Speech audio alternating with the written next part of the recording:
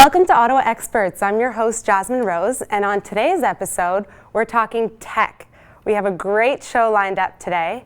We're talking to experts Lucia Zagumis and Carolyn Lacasse, all about social media, blogging, website building, digital strategy, and more. I'm so excited. Good Thank show. you guys for being Thanks here. For having us. Happy to be here. Yeah, I'm very excited. So throughout the show, our viewers have the opportunity to phone in and ask you guys their questions.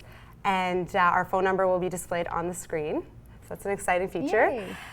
Lucia, talk to us about blogging for those of us, or for those people who don't know what it is. Right. Give so, us just a quick run through. well, I started blogging in 2007. Basically, it's an online journal of sorts, and you can blog about anything that you are passionate about. And when I started my blog, I did it more as a hobby, and I started talking about my children when they were much younger. And as the years progressed, it just grew into more of a business, and I stopped focusing on my children and more on the things that I loved, like travel, fashion, style, shopping, those things. And I still do the parenting thing a little bit as well, but it's interesting to see how something that was, something that I was passionate about but didn't consider a career, turning into something like a career and bringing me, income where I'm able to take my kids on trips and things like that. So for somebody visiting your blog, which is called Lulu'sViews.com, yes. So what can they expect? So a whole bunch of different things. I have posts on travel. I'm also a Procter & Gamble mom, so I was just in Cincinnati with P&G. So I talk about things that you would be interested in learning, whether you're a mom, whether you're just a woman who's into fashion or travel. I do a lot of hotel reviews as well, and I talk about entertainment as well, shows that I liked, movies that I love, books that I like to read.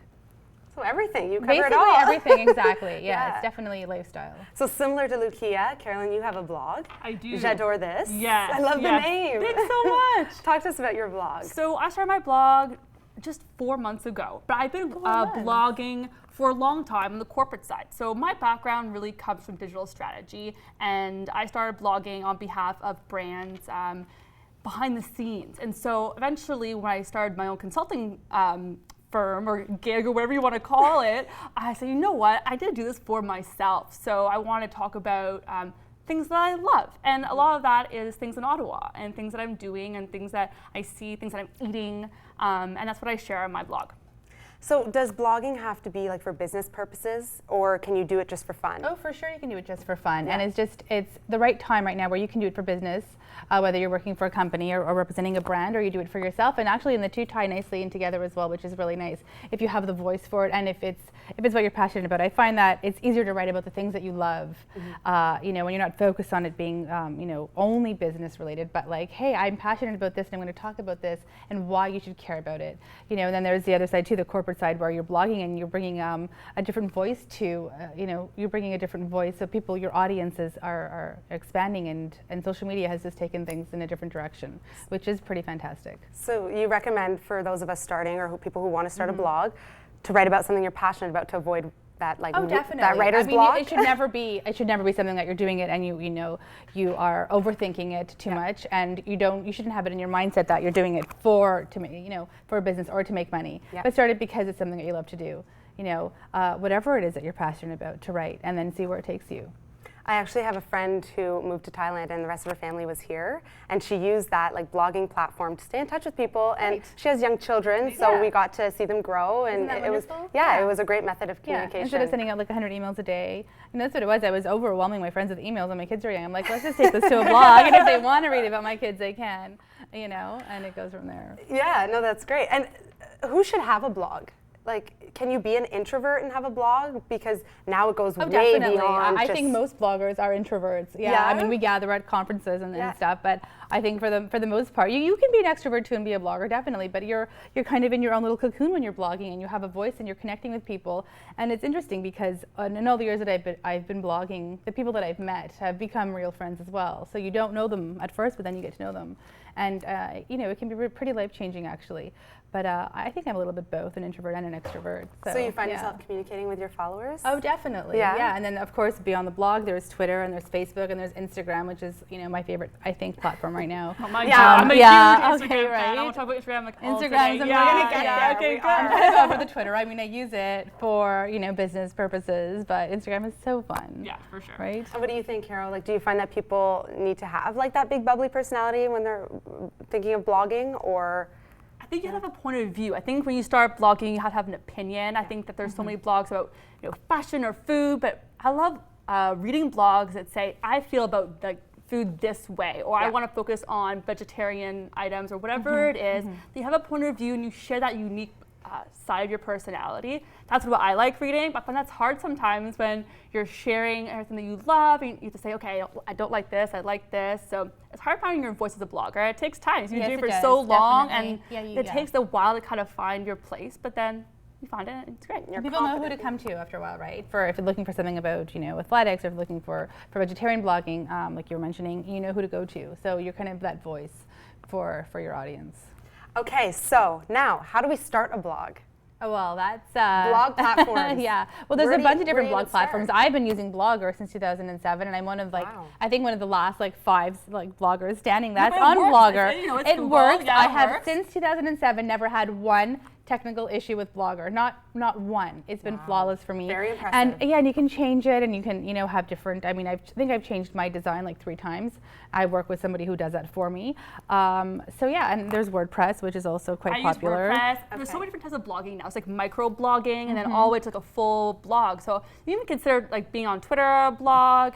Medium is a new platform, and you tell stories, and you have an account where you log in. And that's kind of like blogging too, because you're telling people about your life or whatever on the platform. And then there's more structured things like WordPress, where you need a theme to get started. So it really depends what you want to do. I always tell people that if you want to become a blogger, write 10 articles first. Just see if you like writing, and then say, okay, I have those 10 articles, I love this, I want to do that. Because it's like starting a blog is kind of like getting a dog. You gotta make sure you're ready to take care of it, that you like commitment. It seems really cute at first, and then you're like, okay, now I have a commitment. And it's gonna be for a long time. You gotta continue blogging once you start. And it's hard to stop. I think if you love it, it's hard to stop. I mean, it's been so long for me. It's been quite a few years, since 2007, that it's it's the first thing I think about. If I'm traveling, I take the pictures. I'm planning out the posts in my head already, and I'm thinking about which companies I want to work with and why I'm excited to work with this person or that.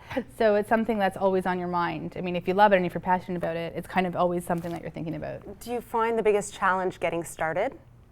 Just because you're so new to it, you don't have that following yet, you may not have... I didn't do it at first when I did it in 2007, I didn't do it for a following. I just did it because I wanted to write, and I've always loved writing and reading, so for me it was kind of the natural next step for me. So I never thought about followers. I never thought how big it could go. I never thought how many people I would get reading my blog, or what would come of it. And the fact that it became a business kind of took me by surprise. But definitely that can happen.